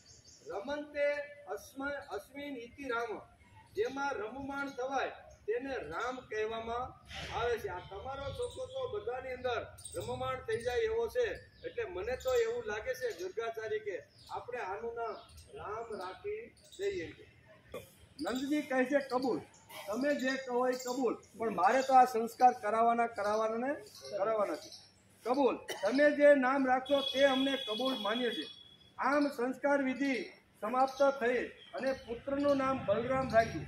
નંદજી નામકરણ સંસ્કારની ખૂબ ખુશ થયા. બધી જ વિધિ ગૌશાળામાં કરવામાં આવી. હવે બીજા છોકરાના નામકરણનો પ્રશ્ન ઉભો. એકનું નામ તો તમે પાડી દીધું, હવે બીજા છોકરાના નામનો આવી રીતનો પ્રશ્ન ઉભો થયો. એમાં વેદ વ્યાસ શ્રીમદ ભાગવતના અહીંયા 10મા સ્કંદના 8મા અધ્યાયના આ શ્લોકોની અંદર સુંદર મજાની નામકરણ સંસ્કારની વિધિ સમજાવી છે. ગર્ગાચાર્ય કહ્યું કે આ રોહિણીનો પુત્ર છે, તેથી આનું નામ થશે રોહિણીય. તે પોતાના સંબંધીઓને અને મિત્રોને પોતાના ગુણોથી બહુ આનંદિત કરશે. તેથી આનું બીજું નામ છે રામ. આના બળને કોઈ સીમા નથી, તેથી આનું નામ બલ પણ છે. આ કોઈ કારણથી વિવાદ કરી વિખૂટા પડેલા યાદવોને એકઠા કરશે. તેનું નામ એક થશે સંકર્ષણ. 3 નામ પાડ્યા. કેટલા? આ 3માંથી કોઈ પણ નામ તમે આ તમારા મોટા છોકરાને નામથી ઉચ્ચારી શકો એમ અત્યારે કહેજો. અને આ જે સાંભળો છે જો હવે બીજા છોકરાના નામકરણનો આખો પ્રશ્ન ઉભો છે કે આ જે સાંભળો છે એ પ્રત્યેક યુગમાં શરીર ધારણ કરે છે. કોઈ પણ યુગની અંદર શરીર ધારણ કરીને આવે છે. પ્રથમ યુગોમાં તેને ક્રમશઃ શ્વેત, લાલ અને પીળો આ 3 વિભિન્ન રંગોને સ્વીકાર્યા હતા. યુગે આવે છે અલગ પ્રકારના કલરથી આવી, તો તેથી તેનું નામ આપણો દીકરો કેવો છે? જો કે યુગે અવતાર રહેશે, ત્યારે તેનો કલર અલગ ટાઈપનો હોય છે. તેથી અત્યારે આવ્યો છે તો થોડોક શ્યામ કર્ણ છે, તેથી આપણે એનું નામ કૃષ્ણ રાખી તો કેવું છે? આમ ગર્ગાચાર્ય નંદ બાવાને આહિષા કહે છે. નંદજી, આ તમારો પુત્ર પહેલા ક્યારે વસુદેવને ઘેર પણ પેદા થયો હોય એવું લાગે છે. શું કે છે? કારણ કે ઘણા બધા અવતાર લઈને આ તમારો છોકરો અલગ યુગની અંદર આવે છે, તો મને તો એવું લાગે છે કે આ તમારો દીકરો કોઈ વાર શું કહેવાય વસુદેવને ત્યાં જન્મ હોય એવું મને લાગે છે. સિક્રેટ વાત રાખવાની વસુદેવે જે બધી વાત કરી હતી ત્યાં સાંકેતિક ભાષાની અંદર નંદ બાવાને અત્યારે બધું સમજાવી રહ્યા છે. ક્યારેક વસુદેવને ઘેરે પણ આ પેદા કર્યો હોય એવું મને લાગે છે. તેથી આ રહસ્યને જાણવાવાળા લોકો અને શ્રીમાન વાસુદેવ પણ કહે છે. શ્રીમાન વાસુદેવ એટલે કૃષ્ણ, અને વસુદેવ એટલે જેને કૃષ્ણને જન્મ આપ્યો છે તે પિતા. એટલે કે આ તમારા દીકરાને શ્રીમાન વાસુદેવના નામથી પણ જગતની અંદર લોકો એને ઓળખે. તમારા પુત્રના બીજા પણ અનેક નામો છે. કેટલા નામોનું હું વર્ણન કરું? આમ ગર્ગાચાર્ય કે આના નામ તો કેટલા હરિતારા નામ છે 1000, ક્યાં નામે લખવી બધું છે ને, કે આ કહેવાનો છે કે આના તો અનેક પ્રકારના આવી નામો રાખી શકાય છે. પણ અમુક જે મુખ્ય જે નામો છે એ તમને હું અહીં જણાવું છું. તમારા પુત્રના બીજા પણ અનેક નામ છે તથા રૂપ પણ અનેક છે. આના જેટલા ગુણ અને કર્મ છે તે પ્રમાણે અલગ નામ પડી જાય છે. હું તો એ નામોને જાણું છું, પરંતુ સંસારના સામાન્ય લોકો નથી જાણી. હું તો આ બધા નામમાં 1000 નામ છે ને બધાને જાણું છું, પણ સામાન્ય જે સંસારી માણસ છે એ આ બાળકના નામ જાણતો નથી. આ તમારા લોકોનું પરમ કલ્યાણ કરશે. તમારા બધા લોકોનું પરમ કલ્યાણ કરવાનો આ બાળક છે. સમસ્ત ગોપ અને ગોપીઓને ખૂબ જ આનંદથી અને લાડ અલંકાર છે એવા સંસ્કાર અને ગર્ગાચાર્ય ગોકુળની અંદર આવ્યા છે. નંદજીની સાથે ચર્ચાઓ થાય છે અને અંતે ગૌશાળાની અંદર નામકરણ સંસ્કાર વિધિ ચાલે છે. ભાગવતકારે બહુ સરસ રીતે આ બધા શ્લોકો લખ્યા છે. ગર્ગાચાર્ય કહે છે કે આ તમારા લોકોનું પરમ કલ્યાણ કરવાવાળો થશે. સમસ્ત ગોપ અને ગાયોને બહુ સુખી કરશે. આની સહાયતાથી તમે લોકો મોટી મોટી આપત્તિઓમાંથી બચી જશો. શું કહે છે? આ તમારો જે બીજો નંબરનો બાળક છે એની ઘણી બધી આવી રીતની ઘટનાઓ ઘટશે, પણ તમને એ બધાને આપત્તિમાંથી બચાવી લેશે. હે વ્રજરાજ નંદજી, પહેલા યુગની એક વાત છે, તમે મારી પાસેથી સાંભળો, એમ ગર્ગાચાર્ય કહે છે. પહેલા યુગની એક વાત છે. એકવાર પૃથ્વી પર કોઈ રાજા ન હતો. એમ ગર્ગાચાર્ય અત્યારે એક વાર્તા અહીંયા નંદ બાવાને સમજાવે છે. પહેલા યુગની વાત છે. એકવાર પૃથ્વી પર કોઈ રાજા ન હતો. ડાકુઓએ ચારે બાજુથી લૂંટ ચલાવી હતી. ત્યારે તમારા આ પુત્રએ સજ્જન પુરુષોની રક્ષા કરી અને આની પાસેથી બળ મેળવીને તેમણે લૂંટારા ઉપર વિજય મેળવ્યો હતો. આવા તો ઘણા એના જન્મને ઘણા બધી કથાઓ છે. તો આવો તમારો પુત્ર આવી રીતનો થશે. એમ કે બળ મેળવી જે મનુષ્ય તમારા આ પુત્ર ઉપર પ્રીતિ કરશે તે મોટા ભાગ્યશાળી છે. આ તમારા પુત્ર ઉપર જે પ્રીતિ કરશે એ મોટા ભાગ્યશાળી છે. જેમ વિષ્ણુ ભગવાનના કરકમળોની છત્રછાયામાં રહેવાવાળા દેવતાઓને અસુરો જીતી શકતા નથી, તે જ પ્રમાણે આની સાથે પ્રેમ કરનારાઓને અંદરના કે બહારના કોઈ પણ શત્રુઓ જીતી શકશે ને. કૃષ્ણ સાથે પ્રેમ આત્મીયતા કરવાથી આ તમારા દીકરાને અંદર અને બહારના કોઈ શત્રુ જીતી શકશે નહીં. હે નંદજી, બધી દ્રષ્ટિએ તમારો આ પુત્ર ગુણોમાં, સંપત્તિમાં, સૌંદર્યમાં, કીર્તિ અને પ્રભાવમાં સાક્ષાત ભગવાન નારાયણ જેવો જ મને લાગે છે. શું કે તમારો જે આ પુત્ર છે ને એ કેવો છે? ગુણનું વર્ણન કરતા અત્યારે ગર્ગાચાર્ય કહે છે કે એકદમ સૌંદર્યવાન, સંપત્તિવાન, ગુણોની અંદર આવી રીતનો કીર્તિમાન અને પ્રભાવી સાક્ષાત નારાયણ જેવો છે. તમે બહુ સાવધાનીપૂર્વક અને તત્પરતાથી આની રક્ષા તમે કરજો. આપણા બંને વચ્ચે તમારા દીકરાના જે કાંઈ સંસ્કાર કર્યા છે એ ત્રીજી વ્યક્તિ પાસે પહોંચવા જોઈએ ને. આમ કરી અને ગર્ગાચાર્યને વાત કહે છે. આ પ્રમાણે નંદબાવાને સારી રીતે સમજાવીને ગર્ગાચાર્યજી પોતાના આશ્રમે ચાલ્યા ગયા. નામ પાડી દીધું. શું પાડ્યું? વસુદેવ સુતં દેવ કંસ ચાણૂરમર્દનમ દેવકી પરમાનંદમ કૃષ્ણમ વંદે જગદગુરુ. આ જગતનો ગુરુ થશે, નારાયણ થશે. તેથી તમારે એની ખૂબ મજાની કાળજી કરવાની છે. એમ ગર્ગાચાર્ય અહીંયા બંને બાળકોના નામકરણ, જાતકરણ, જે કાંઈ સંસ્કારો કર્ણવેદક કે અન્નપ્રાશનના જે સંસ્કારો હતા એ બધા સંસ્કાર ગર્ગાચાર્ય બંને બાળકો ઉપર ગૌશાળાની અંદર સિક્રેટ રીતે કરી દીધા અને પોતાના આશ્રમે ચાલ્યા ગયા. પોતાના આશ્રમે પાછા ફર્યા. તેમની વાત સાંભળીને નંદ બાવાને ખૂબ આનંદ થયો. તે એવું સમજ્યા કે મારી બધી આશા અભિલાષાઓ પૂર્ણ થઈ ગઈ છે. હવે હું કૃત્ય થઈ ગયો છું.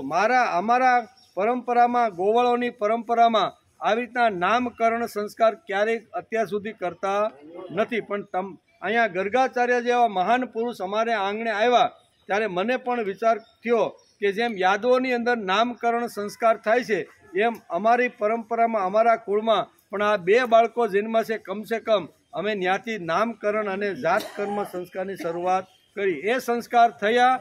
નંદબાવા અહીં કહે છે કે હું તો કૃત્ય થઈ ગયો. હે રાજા પરીક્ષિત, થોડાક જ દિવસોમાં રામ અને શ્યામ ઘૂંટણો અને હાથના બળ ઉપર ધીમે ધીમે ચાલવા લાગ્યા. નામકરણ સંસ્કાર થઈ ગયા પછી ધીમે ધીમે આ બંને બાળકો વેદવ્યાસ લખે છે કે ઘૂંટણથી અને ક્યારેક ઊભા થાય, ક્યારેક પડે, આવી રીતના ધીમે ધીમે ચાલવા લાગ્યા. બંને ભાઈ તેમના નાના નાના પગને ગોકુળના કાદવમાં ઘસડી ચાલતા હતા. તેમના પગની ઝાંઝરીઓની ઘૂઘરીઓનો તથા કેડના કંદોરાની ઘૂઘરીઓનો અવાજ બહુ કર્ણપ્રિય લાગતો હતો. તે બંને પણ તે અવાજ સાંભળીને ખીલી ઉઠતા હતા. ક્યારેક ક્યારેક તેઓ રસ્તે ચાલતી કોઈ અજાણી વ્યક્તિની પાછળ પાછળ ચાલી રહ્યા હતા. પછી જ્યારે જોતા કે આ તો કોઈ બીજું છે, ત્યારે ભોળા અને ભય મેલાની માફક પોતાની પાસે પાછા દોડી આવતા હતા. બાળ લીલા કરવાની શરૂઆત કરી દીધી છે. નિર્ગુણ નિરાકાર સગુણ સાકાર રૂપ કરી અને નંદના બાવનમાં આંગણામાં જ્યારે આવી રીતની લીલા કરતી હોય, એ લીલા છુપાવવા માટે ભગવાન આવી રીતના કહે છે. ક્યારેક ક્યારેક કોઈની પાછળ જાય, બરોબર ને, અને આવી ઘણી પ્રકારની લીલાઓ કરે છે. ત્યારબાદ કહે છે કે માતાઓ આ બધું જોઈને સ્નેહ મગ્ન થઈ જતી હતી. તેમના સ્તનોમાંથી દૂધની ધારાઓ વહેવા લાગતી હતી. જ્યારે તેમના બંને બાળકો પોતાના શરીરમાં કાદવનો લેપ લગાડીને આવતા, ત્યારે તો તેની સુંદરતા અનેક ગણી વધી જતી હતી. એટલે આપણે સાંભળ્યા પછી કદાચ આપણો બાળક કાંઈ કાદવમાં કે ધૂળમાં કે ગારો કરીને રમતો હોય તો રમવા દેજો ભાઈ, હો. કારણ કે માટીની અંદર એ બધા ગુણો છે. આપણે આનો અભ્યાસ કરતા નથી એટલે ખબર નથી કે માટીની અંદર એટલા બધા જબરજસ્ત ગુણો છે ને.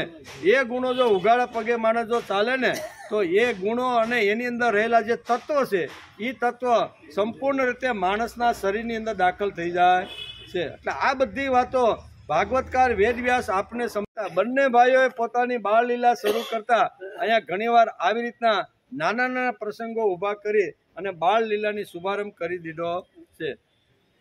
બંને વધારે જોરથી પૂંછડી પકડી લેતા અને વાસરડા તેમને ઘસડતા દોડવા લાગતા. ગોપીઓ તેમના ઘરમાં કામકાજ છોડીને આ બધું જોતી હતી અને હસી હસીને પરમ આનંદ મેળવતી હતી. આ બંને ભાઈઓ જ્યારે ગોકુળની શેરીની અંદર નીકળે, આવી રીતના ગાયો કે વાસરડા નાના નાના હોય, બરોબર, તો એને આવી રીતની રમતો કરતા ગોપીઓ જોઈને થાકતી નહોતી. ઘરના બધા કામ છોડી અને ગોપીઓ આ બંને ભાઈઓ કેવી રીતની લીલા કરી રહ્યા છે એ આનંદ મગ્ન એમાં થઈ જતી હતી, એમ કે છે. ત્યાર પછી કે છે કનૈયો અને દાઉ બંને ખૂબ સંચળ અને મહા ખેલાડી હતા. તેઓ ક્યાંક હરણ, ગાય અને શિંગડાવાળા પશુઓને પાસે દોડી જતા, તો ક્યારેક ધગધગતા અગ્નિ સાથે રમત કરવા લાગતા હતા. ક્યારેક દાંતથી રડવાવાળા કૂતરા પાસે પહોંચી જતા હતા, તો ક્યારેક નજર ચૂકાવીને હાથમાં તલવાર લઈ લેતા હતા. ક્યારેક કૂવામાં કે ખાડામાં પડતા બચી જતા હતા. ક્યારેક મોર વગેરે પક્ષીઓને પાસે ચાલ્યા જતા હતા અને મોર અને પક્ષીઓની વચ્ચે ઘણો સમય આ બંને બાળકો વિહાર કરતા હતા. એમ કે ક્યારેક મોર વગેરે પક્ષીઓ પાસે ચાલ્યા જતા અને ક્યારેક કાંટા તરફ ચાલ્યા જતા. માતાઓ તેમને રોકવાનો બહુ પ્રયાસ કરતી હતી, પરંતુ તેમનું કંઈ હાલતું. બહુ પ્રયાસ બંને બાળકોને આવી રીતના કરવા માટે પ્રયત્ન કર્યો, પણ એની માનું કંઈ હાલતું નહીં.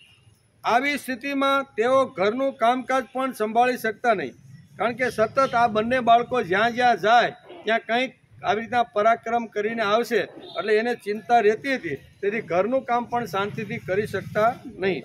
તેમનું ચિત્ત બાળકોને ભયપ્રદ વસ્તુઓથી બચાવવાની ચિંતામાં સતત પરોવાયેલું હતું. હે રાજર્ષિ પરીક્ષિત, થોડાક દિવસોમાં યશોદા અને રોહિણીના લાડકા પુત્રો ઘૂંટણના સહારે વિના અનાયાસે જ ઊભા થઈને ગોકુળની અંદર ફરવા લાગ્યા. ધીમે ધીમે ઘૂંટણ ઉપરથી હવે હાલવા લાગ્યા, એટલે ઘૂંટણ પર ફરવા લાગ્યા. જ્યારે શ્યામ સુંદર ઘૂંટણનો સહારો લીધા વિના ચાલવા લાગ્યા, ત્યારે તેઓ પોતાના ઘરમાં અનેક પ્રકારની કૌતુકમય લીલા કરવા લાગ્યા. એક દિવસ શ્યામ સુંદર વ્રજ રાજકુમાર શ્રી કનૈયાલાલજી પોતાની સુના ઘરમાં સ્વયં જ માખણ ચોરી રહ્યા હતા. તેમની દ્રષ્ટિ મણીના થાંભલા ઉપર પડી. પોતાના ઘરની અંદર સિક્કા ઉપર રાખેલું જે માખણ હતું, એ માખણ શું કહેવાય ચોરી રહ્યા હતા. એટલે ત્યાં એક થાંભલી હતી, થાંભલીની અંદર આવી રીતના પ્રકાશિત કંઈક મણી છોડેલા હતા. એટલે કે પ્રકાશના થાંભલામાં પડેલા પોતાના એટલે કે પ્રતિબિંબ ઉપર પડી. હવે તો તેઓ ડરી ગયા કે મારા જેવો આ થાંભલા ઉપર બીજો કોણ આવીને ઊભો છે. ડરી ગયા. પોતાના પ્રતિબિંબને કહેવા લાગ્યા, અરે ભાઈ, મારી માને કહી દેતો નહીં હો, તું મારી માને કહી દેતો નહીં કે આ શીકલા ઉપર આ માખણ ચોરીને હું ખાઉં છું. તારો પણ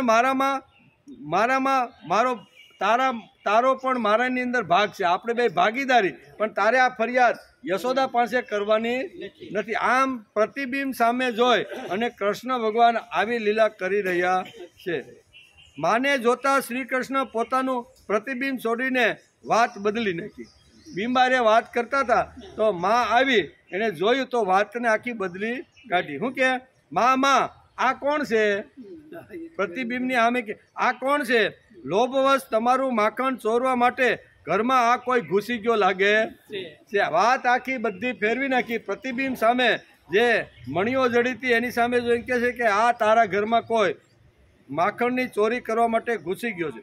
હું ના પાડું તો તે માનતો જ નથી. કે હું આને ક્યારનો કહું છું કે ભાઈ મારી માં ભલે બહાર ગઈ હોય પણ હું તો નાનો એવો ઘરમાં છું ને, તારે માખણ ચોરવું જોઈએ નહીં. હું આને ક્યારનો, કારણ કે વાત આખી યશોદાને જોયા પછી કૃષ્ણ ભગવાને બદલી નાખી કે આને હું ક્યારનો ના પાડું છું, છતાંય આ મારી વાત માનતો નથી અને હું ગુસ્સે થાઉં છું તો તે પણ ગુસ્સે થાય છે. હું જેટલો જોરથી એને ગુસ્સે થાવ તો એ પણ ગુસ્સે થાય છે. માં, તું કાંઈ બીજું વિચારતી, મારા મનમાં માખણનો જરા પણ લોભ નથી. તું એવું ન વિચારતી કે મને માખણ ખાવું છે એટલે કદાચ આ સિક્કા પાસે ઊભો છે, એવું તારે વિચારવાનું નથી. પોતાના એટલે કે દુગ્ધમુખા શિશુની પ્રતિભા જોઈને માં વાત્સલ્ય સેના આનંદમાં મગ્ન થઈ ગઈ કે આ પ્રતિબિંબ સામે જોઈ અને આ બધી વાત કરે છે. માં પણ આનંદમાં આવી ગયા. એક દિવસ શ્યામ સુંદર માના બહાર ગયા પછી ઘરમાં જ માખણ ચોરી રહ્યા હતા. એટલામાં જ ભાગ્યવશાત યશોદા પાસે આવી ગયા અને પોતાના લાલાને જોતા જ પોકારવા લાગ્યા, હે કનૈયા, અરે ઓ મારા બાપ. શું કે છે? સિક્કા ઉપર સેડ્યો તો, ઓ મારા બાપ, ક્યાં છે તું? શું કરી રહ્યો છે? માનો અવાજ સાંભળીને શ્રી કૃષ્ણ ડરી ગયા અને માખણ ચોરવાનું માંડી વાળ્યું. થોડી વાર પછી યશોદાજીને કહેવા લાગ્યા, એ માં, મેં હાથના કંકણમાં પદ્મ રાગમણી જડી દીધો છે ને, તેથી જ આજે મારા હાથમાં બળતરા થાય છે. એ બળતરા ઓછી થાય તેથી સિક્કા ઉપરથી થોડુંક માખણ ઉતારી અને હાથની અંદર લગાડવું. આ ચોરી કરવા ખાવા માટે ગયા હતા એ વાત કરી નહીં. માં આવી એટલે ખબર પડી ગઈ કે કનૈયો મારો કંઈક આવી રીતની લીલાઓ કરી રહ્યો છે. તેથી માને ચોખવટ કરતા કહે છે કે માં, તે મારા હાથની અંદર કંકણ જે પહેરાયું છે ને એનો મને વઢ પડી ગયો છે, લાલ ગુમ થઈ ગયો છે, બહુ દુખે છે. અને મેં વિચાર કર્યો કે આ હું સિક્કા ઉપર રહી અને માખણ ખાવા માટે ચોરી કરવા માટે ચડ્યો નથી, પણ આ કંકણથી હાથ દુખે છે, ત્યાં થોડુંક લગાડી દઉં અને મારા હાથને થોડીક રાહત. આ બધી વાતો માને કહે છે. યશોદાજી કહે લાગ્યા, મામા હાથમાં કંકણના પદ્મ રાગમણી પડી ગયા છે, તેથી આજે મને બહુ બળતરા છે. તેથી બળતરા મિટાવવા માટે મેં મારો હાથ મટુકીમાં નાખ્યો છે. હું કે ખાવા માટે નાખ્યો નથી, પણ આ જોની કે મારા કેવા બધા થઈ ગયા છે એટલે મેં અંદર મટુકીમાં. વાતને આખી પલટાવી નાખે છે. માં, આ કન્યાની મધુર કાલી વાતો સાંભળીને યશોદા માતા મુગ્ધ થઈ ગયા. મારો લાલો કેવી કાલી ભાષાની અંદર આ બધી વાતો થઈ ગયા. આવ બેટા આવ, એમ કહીને લાલાને ખોળામાં લઈ લીધો. બધી ચોરીની વાત હતી એ ભગવાને બધી છુપાવી દીધી. એમ કે એક દિવસે માએ માખણ ચોરવાની શ્યામ સુંદરને, એટલે કે એક દિવસ માએ માખણ ચોરવાથી શ્યામ સુંદરને ધમકાવ્યા.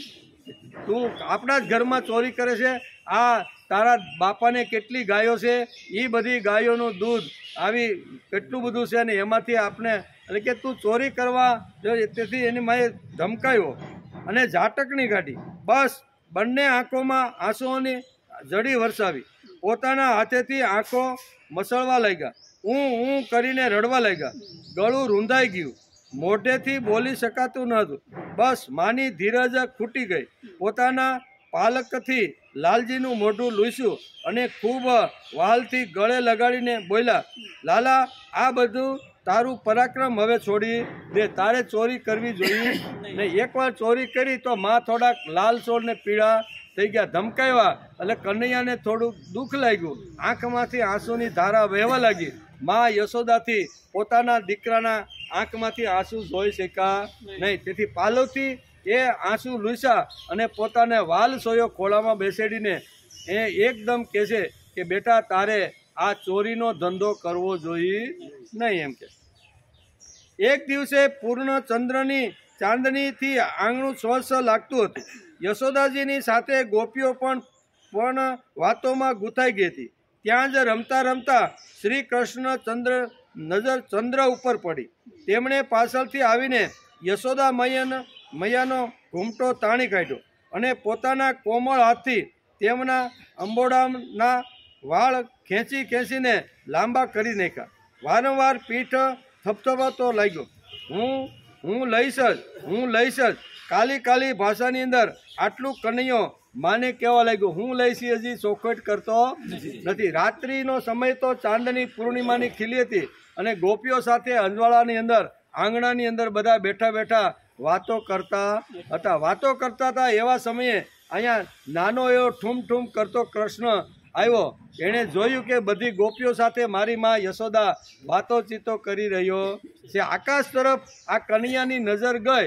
એટલે એણે વિચાર કર્યો કે આ ઉપર જે કાંઈ સફેદ આ ગોળાકાર જે વસ્તુ છે ને, એને મારે પકડી અને એની સાથે મારે રમવું છે. એટલે મા પાસે ગયો, માનો અંબોડો ખેંચો. માને આવી રીતના ઘણી બધી યાતનાઓ આપવા લાગ્યો કે માં મને જોઈએ. પણ કાલી ભાષા આ ગોપીઓ અને યશોદા સમજી શકતા નહીં કે આને હું જોઈ છે, કાંઈક ચોખવટ કરે તો ખબર પડે એમ કે. એટલે કે ગોપીઓ વાતોમાં ગૂંથાઈ ગઈ હતી. રમતા શ્રી કૃષ્ણની ચંદ્ર ઉપર નજર પડી. તેમણે પાછળથી આવીને યશોદાને ઘૂમટો તાણી કાઢ્યો અને પોતાના કોમળ હાથથી તેમના અંબોડાના વાળ ખોલીને ખેંચવા લાગ્યો અને વારંવાર પીઠ થપથપાવા લાગ્યો. હું લઈશ. કાલી ગેલી ભાષામાં આટલું જ કહેતો હતો. જ્યારે માને ન સમજાય ત્યારે તેમણે સ્નેહાળ દ્રષ્ટિથી પાસે બેઠેલી ગોપીઓને સામે જોઈ કે આ શું માગે છે, જોઈએ કરે છે. એટલે આને હું જોઈએ છે એ હું કાંઈ સમજી શકતી નથી. એટલે ગોપીઓને પૂછ્યું તો હવે વિનયથી પ્રેમથી ફોસલાવીને શ્રી કૃષ્ણને પોતાની પાસે લઈ આવી અને બોલી, લાલા, તું શું માગે છે? એમ એક ફોહલાવી અને યશોદા માતાના અંબોડા જે ભીખી રહ્યો હતો એ ગોપાલને એક ગોપી પોતાની પાસે લાવી અને લાડથી કહેવા લાગી કે હે, તું શું માગી રહ્યો છો? તારે શું જોઈએ છે? લઈશ એટલે તારે શું લેવાનું છે? આમ કરી અને ભાઈ તું કાંઈક ચોખવટ કરીને તો તારી માને પણ ખબર પડે કે મારા લાલાને આ વસ્તુ જોઈ સહી. પણ તું લઈશ હું પણ લે, કાંઈક ચોખવટ તો કર. એમ એક ગોપી કે, શું તારે સરસ મજાનું દહીં જોઈએ છે? તારે દહીં લેવું છે? આમ ગોપીએ પૂછ્યું. ના, મારે દહીં જોતું નથી. શું ખુરસન જોઈ છે? ના. શું મલાઈ જોઈ છે? ના. તાજું માખણ જોઈ છે? ના. ગોપીએ કહ્યું કે આ બધું તારે જોતું નથી તો જોઈએ છે. તું ક્યારનો શું બોલી રહ્યો છો? બેટા, રિસાઈ ન જા. આમ ગોપીએ કીધું, તારે રિસાવાનું કોઈ કારણ નથી. ભગવાન તો રિસાઈ ગયા, બરોબર ને? એને આવી રીતના રિસાઈ ગયેલા રિસાઈ ન જા, રડીશ નહીં. જે માગીશ તે અમે આપવા માટે તૈયાર છીએ, પણ તું રડવાનું બંધ કર. શ્રી કૃષ્ણે ધીરેથી કહ્યું, મારે ઘરની કોઈ પણ ચીજ વસ્તુ મારે જોતવી નથી. એનાથી તો હું પૂર્ણ છું. ઘરમાં તો ઘણું બધું માખણ, ઘણો બધો સ્નેહ પ્રેમ બધું મળતું જ રહેલું છે. એમાંથી મારે કાંઈ જોતું નથી એમ કે. અને આંગળી ઉઠાવીને ચંદ્ર તરફ ચાંદની હતી પૂર્ણિમા, ચંદ્ર ચારે બાજુ ખીલા હતા, બરોબર? તો એ ખીલેલા ચંદ્ર સામું જોઈ અને આ નાના એવા બાળ કનૈયે આ ચંદ્ર સામે આ સંકેત કર્યો. ગોપીઓ બોલી, અરે મારા બાપ, તું ચંદ્રને માગ, લઈશ એટલે ચંદ્રને માગશો એમ કે. આ કઈ માખણનો થોડો દડો છે? માખણનો કાંઈ દડો નથી કે ઉપરથી લાવીને તારા હાથમાં આપી દઈએ. આ થોડો દડો છે, આ અમે કેવી રીતે તને આપીએ? તું એમ કહેશો કે આ ચંદ્રમાં મારા હાથની અંદર આપો, મારે એની સાથે રમત કરવી છે, તો આ કાંઈ માખણનો પિંડો છે કે સિક્કા ઉપરથી ઉતારી અને તને અમે કાંઈ આપી દઈએ? આવી રીતે ઘણી બધી પ્રકારની લીલાઓ કરવા લાગ્યા. શ્રી કૃષ્ણે કહ્યું મારે તો એ જ જોઈ, નહીંતર મારું રડવાનું બંધ થશે નહીં. હું આ રીસાઈ ગયો એમ કરીને એક ખૂણામાં જાય અને રીસાઈ ગયો. પછી વધારે જોઈએ, મારે તો એની સાથે રમવું છે, હમણાં જ તમે લાવી આપો, અત્યારે હમણાં તમે આ લાવી આપો, જલ્દી કરો. તે દૂર ચાલ્યો જાય એ પહેલાં તે મારા હાથની અંદર તમે આપીને મૂકી દો. એટલે કે તે વધારે દૂર જાય તે પહેલાં જ મને લાવી આપો. પછી વધારે હઠ કરી જમીન ઉપર પગ પસાડીને આપો. આપણે ઘણા બાળકો હોય ને, નાના બાળકો હોય, રીસાય અથવા આવી રીતના થાય ને, ત્યારે માને કોઈ પણ હિસાબે ગમે એમ કરીને એને રજૂ કરો તો જ એ પછી શાંત થાય. કારણ કે બાળ આ કનૈયો અવાજ કરવા લાગ્યો, લાવી આપો. બીજું એને કાંઈ જોતું નથી. એક જગ્યાએથી બીજી જગ્યાએ આ માખણનો દડો વહી જાય એ પહેલાં તમે મારા હાથની અંદર આપી દો એમ. એટલે કે મારે તો એ જ જોઈએ છે, લાવી આવો. પછી વધારે હઠ કરી જમીન ઉપર પગ પસાડીને આપો એમ કહેવા લાગ્યો. પહેલાથી પણ વધારે હળવા લાગ્યો. બીજી ગોપીઓએ કહ્યું કે બેટા રામ બોલી કે આ વસ્તુ કાંઈ ક્યાંથી લાવી અને તારા હાથમાં આપી શકાય એમ નથી. અનેક પ્રકારની ગોપીઓ યશોદા સાથે બેઠી હતી. વારાફરતી અનેક ગોપીઓ એને મનાવવાનો, હઠ છોડી દેવાનો આવી રીતની વારંવાર પ્રયત્ન કરતી હતી. ત્યારે એક ગોપીએ કીધું કે બેટા રામ કર, આ વસ્તુ કાંઈ લાવવા જેવી નથી. આમણે તમને ફોસલાવી દીધા છે. આ રાજહંસ નથી, આ તો આકાશમાં રહેવાવાળો ચંદ્ર છે. આ કાંઈ વસ્તુ લાવવા જેવી થોડી છે એમ કે ચંદ્ર છે. શ્રી કૃષ્ણે ફરીથી હઠ પકડી અને તો એ જ આપો, મારે બીજી કોઈ વસ્તુ જોતવી નથી. તેની સાથે રમવાની મારી ઈચ્છા થઈ છે. એકવાર આવી રીતનો જે ગોળો છે ને એ ગોળો તમે મારા હાથમાં લાવી આપો, મને એની સાથે રમવાની ઈચ્છા થઈ છે. હમણાં જ આપો એમ, વાર લગાડવાની નથી. જ્યારે બહુ રડવા લાગ્યો ત્યારે યશોદાજીએ ખોળામાં લઈ લીધો અને વહાલ કરતા બોલ્યા કે મારા પ્રાણ, આ નથી તો રાજહંસ અને કે નથી તો કોઈ ચંદ્રમાં છે, તે તો આ માખણ જ છે. શું કહી દીધું? આ ગોપીઓ કીધું કે આ તો ચંદ્રમાં છે, આ તો આવી રીતનો રાજહંસ છે, એ શક્ય વસ્તુ નથી. અનેક પ્રકારની ગોપીઓએ કૃષ્ણને આ વાત સમજાવી, પણ યશોદામાં વિચાર કરતા હતા કે મારે આને કઈ રીતે ફોસલાવવું અને કઈ રીતે મનાવો. તેથી કહે છે કે આ ગોપીઓએ જે વાત કરી એમાં એકેય વાત નથી, આ ચંદ્ર પણ નથી અને રાજહંસ પણ નથી. બેટા આ તો તારા હાથની અંદર આવે એવી રીતની વસ્તુ આ છે, તું શાંત થઈ જા. આમ કરી અને ફોસલાવવાની શરૂઆત કરી. યશોદાજીએ ખોળામાં લીધા અને વહાલ કરતા બોલ્યા, હે મારા પ્રાણ, આ નથી તો રાજહંસ અને નથી તો ચંદ્રમાં છે, તો આ માખણ જ છે, પરંતુ તને આપવા યોગ્ય નથી એમ. આ છે માખણ જ, તે માખણનો પિંડાની વાત કરી કે આ પિંડો મને આપો, એની સાથે મારે રમવું છે. પણ બેટા આ માખણ જ છે, પણ એ અત્યારે તને આપવા જેવું નથી એમ યશોદા એને સમજાવે છે. જો તેમાં કાળું કંઈક દેખાય છે કે નહીં એમ કરીને ચાંદની સામે જોતા અહીંયા યશોદા માતા કનૈયાને કહે છે કે જો આ તું જેની માગણી કરે છે ને એની સામું જો. આકાશમાં કનૈયો જોવે છે અને માતા એને કહે છે કે બેટા માખણ સારું છે, સુંદર છે, બધું બરોબર છે, પણ એની અંદર તને કાળો ડાઘ દેખાય છે?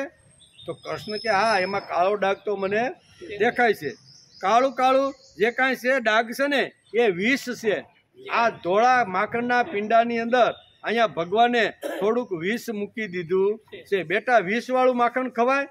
વિષવાળું માખણ જો આપણે ખાઈએ ને તો આપણે બધા મરી જઈએ. તેથી બેટા આ માખણના પિંડાની અંદર, આકાશની અંદર જે આ માખણ છે એની અંદર અહીંયા વિષ ભેળવેલું છે. જો કાળું ટપકું તને દેખાય છે બેટા?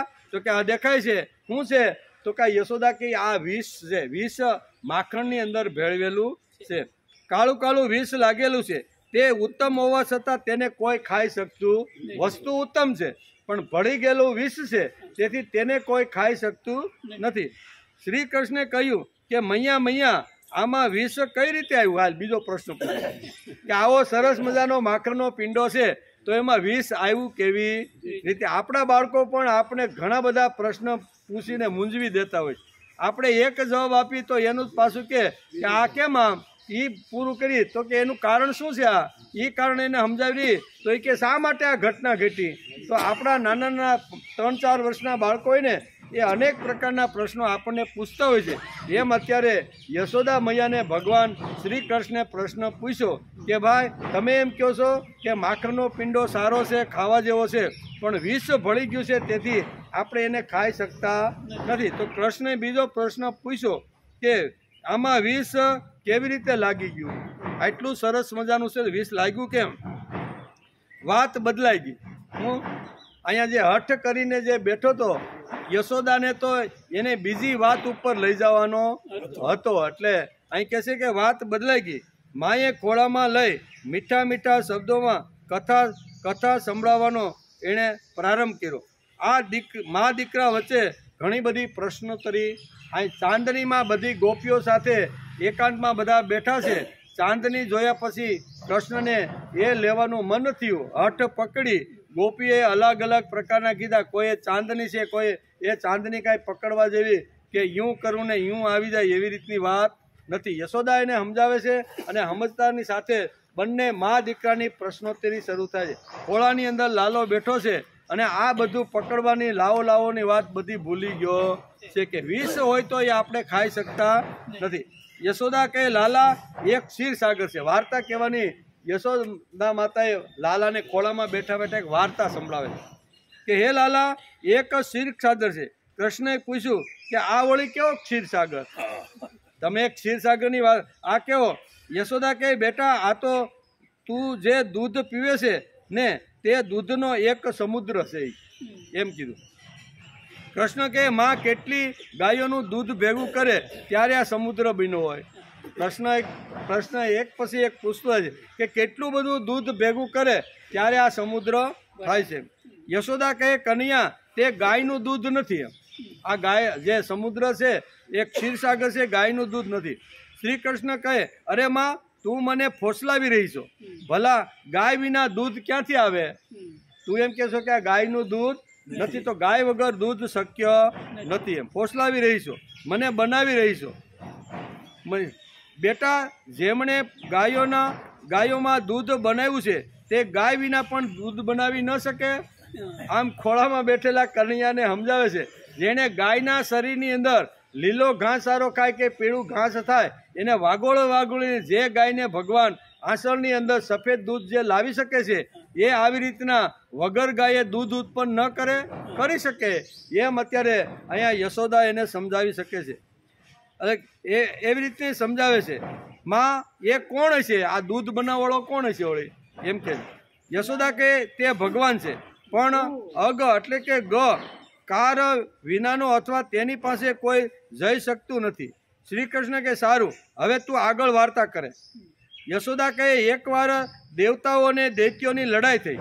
અસુરોને મોહિત કરવા માટે ભગવાને ક્ષીરસાગરમાં મંથન કર્યું. મંદરાચલનો એણે રવૈયો બન્યો. વાસુકી નાગનું નેતૃ કર્યું. એક બાજુ દેવતા અને બીજી બાજુ દાનવો વલોવા લાગ્યા. યશોદા કહે એટલે કે આવી રીતના વલોવા લાગ્યા. કૃષ્ણ પરબારો પ્રશ્ન પૂછ્યો જેમ ગોપીઓ દહીં વલોવે છે એમ જ આ સમુદ્ર મંથન થયું ને? એમ પ્રશ્ન પૂછે છે. યશોદા કહે હા બેટા તેમાંથી જ કાલકૂટ નામનું વિષ નીકળ્યું. શ્રી કૃષ્ણ કહે છે કે માં વિષ તો સાપમાં પણ હોય છે તો દૂધમાં આવ્યું કેવી રીતે? દૂધમાં વિષ ક્યાં હોય છે? સાપની અંદર. તો આ દૂધમાં આવ્યું ક્યાંથી? એમ કે યશોદા કહે બેટા જ્યારે શંકર ભગવાને તે વિષ પીધું ત્યારે તેના થોડા ઘણા સાટા જમીન ઉપર પડ્યા. તે પીને સાપ વિષધર બની ગયો. તો બેટા ભગવાનની જ એવી કોઈ લીલા છે જેથી દૂધમાંથી વિષ ભળી ગયું. આકાશની અંદર જે ચાંદ તું જે વાત કરે છે પિંડાની એમાં વિષ કેવી રીતે ભળ્યું તે મને પ્રશ્ન પૂછ્યો તો એ પ્રશ્નનો જવાબ અત્યારે વાર્તાના એ જ વિષ આ દૂધની અંદર ભળ્યું છે.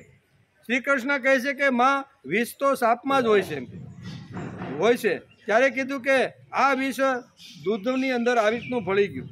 શ્રી કૃષ્ણ કહે સારું માં એ તો બરાબર છે. યશોદા કહે બેટા ચંદ્રમા તરફ દેખાડતા આ માખણ પણ તેમાંથી જ નીકળ્યું. ચંદ્ર તરફ આંગળી સીંધી અને યશોદા કહે છે આ માખણ પણ તેમાંથી નીકળ્યું. તેથી થોડું વિષ તેમાં ભળી ગયું છે. તેથી એ ખાવા લાયક ને રમવા જેવી વસ્તુ નથી એમ કે. લોકો આને કલંક કહે છે. તો હે મારા પ્રાણ તું ઘરનું જ માખણ ખાની. શું કહે છે? યશોદા ખોળામાં બેસાડીને કહે છે કે તે આવા માખણની માગણી કરી છે કે આ પિંડો મને લાવી આપો. તો કે જેની અંદર વિષ ભળી ગયું છે એવું માખણ ન ખાતા આપણા ઘરની અંદર ઘણું માખણ છે એ ખાની. અહીંયા કૃષ્ણને આજ યશોદા માતા પાસે કેવડાવવાનું હતું કે તું હું જ્યારે સિક્કા ઉપર ચડીને જ્યારે માખણ ખાઉં છું ત્યારે વારંવાર તું મને ધમકાવતી રહેલી. તો અનેક પ્રકારની જુદી જુદી વાતો કરી અને સિક્કા ઉપર હું ન જાઉં એના તું ત્યારે આ યશોદા કહે છે કે આ તારે ઘરનું માખણ ખાવું. કૃષ્ણ તો રાજી થઈ ગયા. એને હતું કે મારે આ જ માખણ ખાવાનું છે. એમ કરીને વાર્તા બહુ સરસ છે પણ સમય આપણો પૂરો થઈ ગયો. આવતીકાલે આપણે આવીશું ત્યારે અહીંયા ભગવાન કૃષ્ણની ઘણી બધી લીલાઓ અહીંયા ભાગવતકાર વેદવ્યાસે સમજાવવાનો પ્રયત્ન કર્યો છે. તેથી આપણે એનો વિચાર કરીશું. આજે આપણે માંડ 31 શ્લોક સુધી આવ્યા. કેટલા? આવતીકાલે આપણે આવીશું ત્યારે આગળની કથામાં શું કહે છે એનો વિચાર. 11 ને 2 મિનિટ કરી દીધી હું